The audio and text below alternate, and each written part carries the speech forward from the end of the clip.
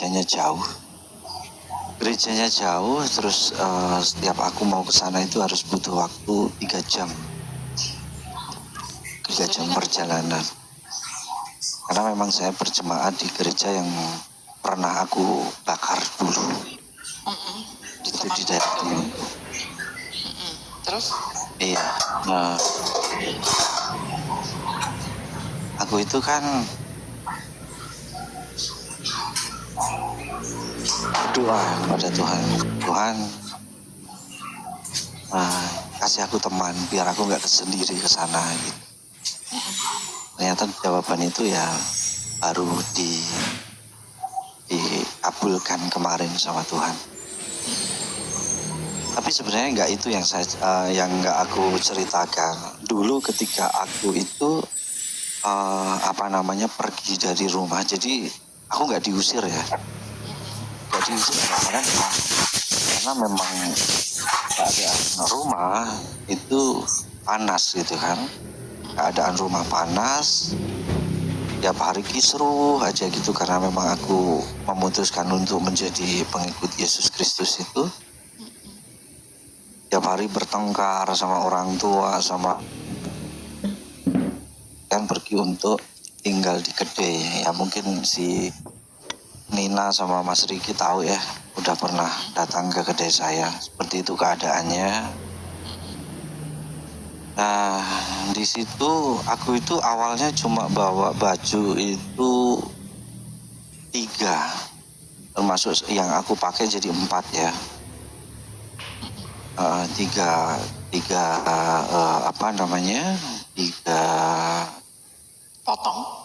buah.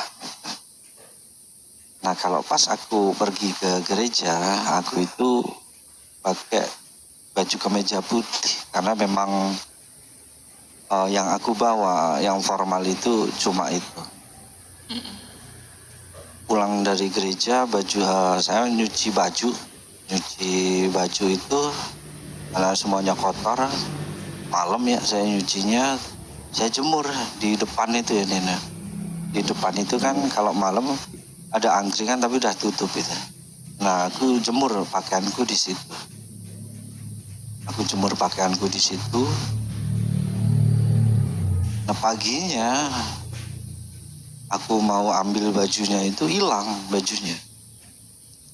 Waktu itu aku ya sempet jengkel juga. Ya Tuhan, cobaan apa lagi nih? Baju dicuci tinggal itu kok hilang. Ya sudahlah. Selang berapa hari itu kan baca-baca Alkitab itu di ruang tengah itu ya Nen ya. Itu ada orang di depan itu bawa gerobak. Nah, dia itu antara mau masuk apa enggak gitu. Aku perhatiin gitu. Terus akhirnya dia masuk. Bawa kresek. Dia sambil bilang, "Mas, mohon maaf." Ya dia pakai bahasa Jawa gitu, tapi saya pakai bahasa Indonesia aja. "Mas, iya kenapa Pak? Ini saya mau ngembaliin baju yang saya curi kemarin." Aku kaget, ternyata Bapak atau yang ngambil baju saya. Itu baju kan buat ke gereja. Kebetulan yang diambil itu baju warna putih dan celana warna hitam. Satu style gitu. Kalau Mas mau marah nggak apa-apa. Kalau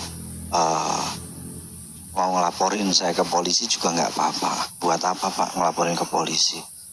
Ya sebenarnya saya jengkel juga gitu. Karena nggak ada baju itu saya jadi nggak bisa ke gereja. Nggak mungkin kan ke gereja pakai celana pendek gitu. Akhirnya tadi itu ayat yang saya baca itu kebetulan berilah makan kepada orang yang kelaparan dan berilah pakaian kepada orang yang nggak punya pakaian kan kayak gitu di Alkitab itu ada. Aku buat, Pak udah makan belum? Gitu. Udah, yang bener. Ya ketawa gitu. Berarti kan belum makan gitu. Biarpun dia bilang udah. Ya tahulah orang Jawa kan seperti itu. Bapak kesini dulu, Bapak di sini dulu, saya buatin makan ya. Nah, beliau itu pemulung pakai gerobak gitu. Saya buatin nasi sama telur, kita makan bersama, kita sambil cerita-cerita gitu kan. Dia itu tetap ngeyel, Mas kalau mau menghukum saya nggak apa-apa ya. Enggak, saya nggak mau menghukum. Tapi bapaknya itu ngeyel gitu. Dia cerita, dia terpaksa mencuri baju. Dia terpaksa mencuri baju dan celana saya itu karena anaknya mau magang kerja. Diharuskan di tempat kerjanya itu memakai baju warna putih dan celana hitam. Nah kebetulan bapaknya itu nggak punya uang, malam-malam itu biasa mengepul barang bekas, melihat baju saya terus diambil baju saya itu. Ya ada niatan dia untuk mengembalikan kalau udah selesai. Nah ternyata udah selesai dan benar dikembalikan. Saya merasa tersentuh sekali ya. Mungkin kalau saya seperti keadaan bapak itu, saya juga bakal melakukan yang sama mungkin. Tapi bapaknya itu dengan kejujuran hati dan kerendahan hatinya mau mengembalikan itu. Dan saya terima. Nah ketika saya bincang-bincang sama bapaknya itu, ada orang datang gitu nyari saya. Tanya, apa ini benar kedainya Bang Beruang Lapar? Oh iya benar, gimana? Saya kemarin yang di roomnya Bang CP, saya melihat kesaksian abang. Bang, saya mohon untuk promosiin saya usaha konveksi lagi baru. Oh ya nggak apa-apa gitu. Saya promosiin di kedai saya. Nah terus dia ngasih saya ini kayak kartus ini buat abang testimoni ya dari pakaian-pakaian dari saya. Testimoni gitu. Saya dikasih 8 baju. Luar biasa banget ini. Tuhan Yesus langsung menjawab saya. Saya hanya bawa baju berapa, tapi langsung diganti sama Tuhan. Nah, terus saya bagi berdua sama bapaknya itu, Pak. Saya kasih 3 ya, Pak ya, buat bapak sama buat anak-anak bapak. Oh ya, terima kasih Mas, terima kasih banyak. Tapi bapak itu terus minta saya itu kalau mau marah silahkan, kalau mau menghukum saya silahkan. Enggak gitu. Ya udah gini aja, daripada ngeyel, Pak ini saya ada kiriman Alkitab dari teman-teman, masih sisa 1. Bapak baca aja sebagai hukuman. Kayak gitu aja aku kan. Karena beliau itu ngeyel minta hukuman, padahal aku nggak mau gitu, menghukum beliau gitu. Terus dia buka, ini Al-Qur'annya orang Kristen ya Mas gitu. Enggak, ini bukan Al-Quran. Ya udah iya gitu aja, karena memang beliau juga ya mungkin masih awam ya. Beliau orang RT sebelah gitu. Baca, Bapak bisa bacakan? Iya saya bisa. Baca, kalau sudah selesai balikan lagi ke tempat saya. Beliau bilang, waduh tapi nggak bisa langsung selesai Mas, soalnya ini banyak banget. Nggak apa-apa, justru saya malah nggak berharap Bapak mengembalikan. Saya berharap ini akan dibaca Bapak terus gitu. Akhirnya kita ngobrol-ngobrol, terus beliau pulang sambil bawa Alkitab saya itu. Nah pas kemarin-kemarin itu Bapak itu datang lagi ke tempat saya, bawa Alkitab. Kan aku udah agak lupa itu, karena memang udah agak lama gitu kan. Iya. Kembali lagi, Alkitabnya dibalikin. Pikir saya, wah ini bapak ini bakal Marah. dipanggil inilah, terpanggil gitu. Tapi ternyata enggak. Mas, saya udah selesai baca Alkitabnya. Ini saya balikan lagi. Oh iya, nggak apa-apa. Saya tanya, apa yang bapak rasakan ketika baca itu? Ya nggak merasakan apa-apa. Saya ya disuruh membaca aja. Nggak tahu isi kandungan Alkitabnya Pak. Enggak, saya nggak mudeng gitu. Ya intinya saya disuruh membaca. Kalau sudah selesai dikembalikan ya saya udah baca dan selesai, saya kembalikan lagi di sini. Oh ya udah nggak apa-apa. Terus Alkitabnya dikembalikan lagi ke saya, beliau pulang gitu. Ya namanya terpanggil itu kan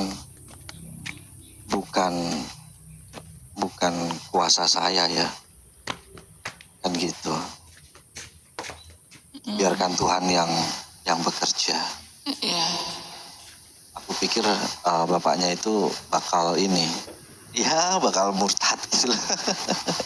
Adik kecil saya mengatakan seperti itu, tapi ternyata enggak. Oke. Karena memang dijamah oleh Tuhan itu merupakan suatu yang susah. Kalau Tuhan sudah memanggil tapi dia tidak merespon kan ya sama aja, nggak bakal dia ikut Tuhan gitu. Nah, bapaknya pulang, sorenya itu ada pemuda kesini. Dia tanya, apa benar ini gedenya Bang Isa Bahtiar gitu? Iya benar gitu. Ada apa Mas? Ini saya anaknya bapak yang pernah mencuri bajunya Bang Isa. Oh, tadi memang bapaknya kesini, bapaknya jenengan kesini gitu. Karena memang dulu saya pernah ini sama bapak, mohon maaf ya gitu. Ya nggak apa-apa, saya yang mohon maaf Mas, karena memang bapak saya yang salah gitu. Oh iya. Nah, terus kita ngobrol-ngobrol. Ketika dia mau pulang, dia itu bilang sama saya, Bang Isa, boleh nggak Alkitab yang dikembalikan bapak itu untuk saya? Luar biasa. Buat apa Mas? Saya gini Pak Mas Isa, waktu bapak baca, setelah selesai baca itu saya juga ikut baca secara diam-diam. Mungkin awalnya saya nggak mudeng isi Alkitab, makna dan kandungannya, tapi saya baca terus kayak gitu, saya itu tersentuh banget. Banyak ditemukan ayat-ayat yang begitu luar biasa buat saya di situ. Awalnya saya nggak bisa untuk untuk mengerti, tapi ketika saya baca terus, apa yang saya tidak tahu, saya buka di YouTube itu, saya sangat tersentuh. Kalau boleh Alkitabnya buat saya. Oh, boleh banget, boleh banget, silahkan ambil dan bawa pulang gitu. Saya kasihkan Alkitabnya, dan sebelum pulang dia itu salaman mencium tangan saya. Jangan kayak gitu Mas. Enggak, gini Mas, saya ingin menjadi pengikut Yesus Kristus. Oh, luar biasa. Mantap, yakin? Iya. Puji Tuhan. Ikut Yesus itu nggak enak, berat. Kamu harus menyangkal diri dan memikul salib. Saya udah bertekad untuk menjadi pengikut Yesus Kristus Mas. Tolong saya, tolong bantu saya. Oke. Akhirnya saya bilang ke bapaknya, ya sempat ayal-ayalan juga, tapi ternyata beliau mengizinkan anaknya untuk menjadi seorang murtadin. Tapi bapaknya bilang, saya tetap Islam, tapi kalau anak saya memang memutuskan untuk menjadi seorang Kristen, ya terserah, karena memang urusannya sendiri-sendiri. Baik Pak, terima kasih. Puji. Dan nasihatin dia, apa namanya, Mas, kamu jangan khawatir. Kalau orang tuamu belum bisa menerima Tuhan Yesus, karena lewat kamu, ya, satu orang percaya maka seisi rumah akan diselamatkan. Yakin itu. Nah, terus dia sering ke gede saya, bergabung sama teman-teman murtadin yang lain. Akhirnya dia bilang, saya sarankan kamu harus punya gereja. Aduh, jangan di sini aja belajarnya. Enggak, orang Kristen wajib punya gereja, biar kamu bisa bertumbuh iman kamu di situ. Ya sudah, saya gerejanya ikut Bang Isa aja gitu. Tapi gerejanya saya jauh di Temanggung. Nggak apa-apa. Nggak apa-apa. Oke, besok kita berangkat ke gereja ya. Nah, saya berangkat ke gereja sama dia. Sampai sekarang kami boncengan berdua, dan doa saya, Tuhan, jangan biarkan saya ke gereja sendiri. Tolong kasih saya teman, biar saya nggak kesepian berangkatnya sama pulangnya. Dulu saya ketika di gede sendiri, saya nggak jualan, saya nggak ini, bingung gitu. Saya berdoa kepada Tuhan, Tuhan kirimkan teman biar saya nggak kesendirian. Saya udah diusir sama keluarga saya udah kehilangan anak istri saya. Tolong biar saya nggak kesepian. Satu saja teman untuk menemani saya di sini, di kedai sini. Saya meminta satu teman saja untuk menemani saya biar saya nggak kesepian di sini. Ternyata Tuhan kirim berapa? 17 orang murtad, dan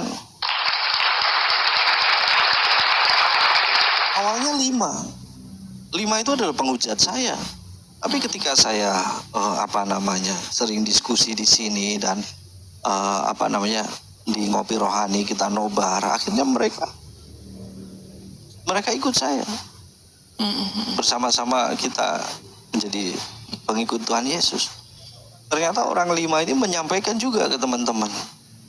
Berjumlah 21, tapi 17 itu sudah menyatakan diri untuk ikut Tuhan Yesus. Haleluya. Dan yang lain masih dalam keadaan Islam, tapi mau belajar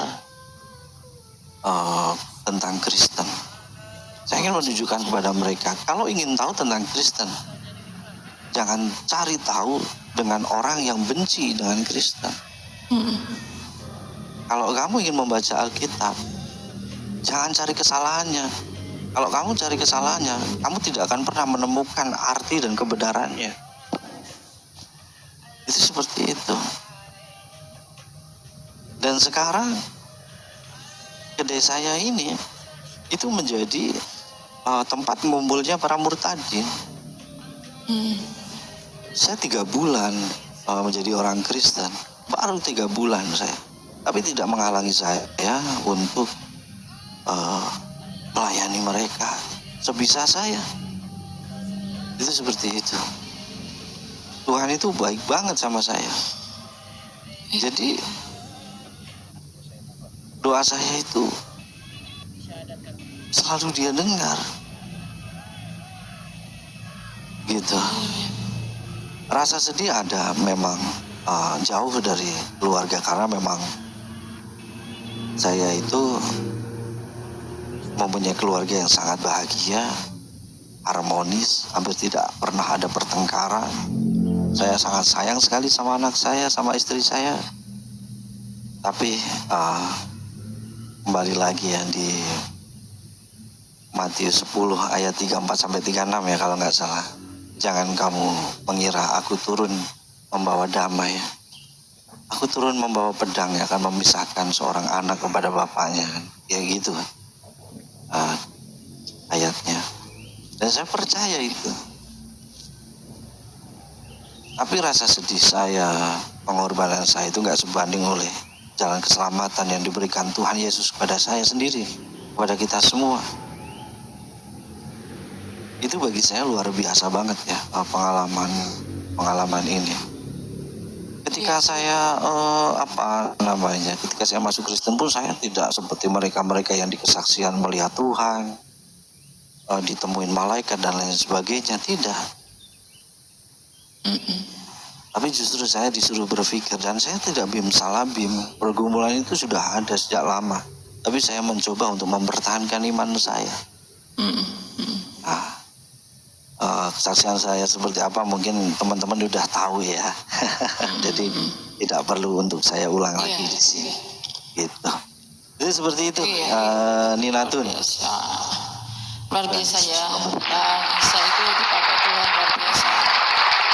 Benar, tadi itu di ayat ini Bang, Matius 10 ayat 34 itu bunyinya gini. Perikopnya ya, Yesus membawa pemesan bagaimana mengikuti Yesus. Jangan kamu menyangka bahwa aku datang untuk membawa damai di atas bumi. Aku datang bukan untuk membawa damai melainkan pedang. Sebab aku datang untuk memisahkan orang dari ayahnya dan anak perempuan dari ibunya, menantu perempuan dari ibu mertuanya. Dan musuh orang ialah orang-orang seisi rumahnya. Itu bukan sesuatu yang mudah, ya kan? Tapi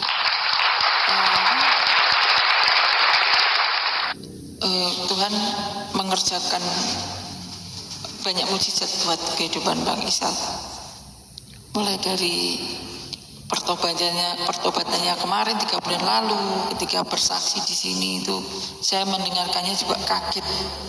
Ternyata ada gitu loh, yang setahu saya dulu itu kan hanya berita-berita di TV gitu. Ternyata oh ini orangnya ketemu langsung. Jadi saya sempat kaget juga, oh ternyata itu bukan cerita yang dibuat-buat, ternyata itu sungguhan. Dan sekarang kita berhadapan dengan orangnya, tapi Tuhan Yesus menyelamatkannya, akhirnya memanggil Bang Isa untuk menjadi percaya.